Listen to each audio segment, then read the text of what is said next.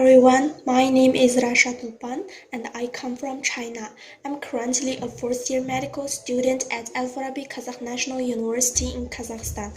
As you can see, this August I received my university admission letter, and on its cover was a picture dedicated to the 180th anniversary of Abay Kunanbayev. So today, in honor of this great poet and thinker, I would like to recite one of Abay's poems in Chinese titled Dear Kazakh People.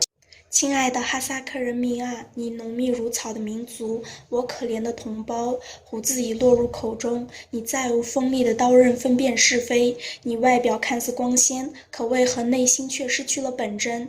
你的智慧去了哪里？你的善良，你的正直留给了谁？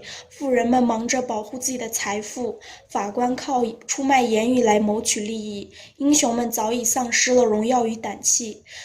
狡诈与欺骗成了新的本领啊！这个性格破碎的民族，你竟让自己的孩子被狼吞噬，对善人讥笑，对恶人称赞，这是怎样的世道？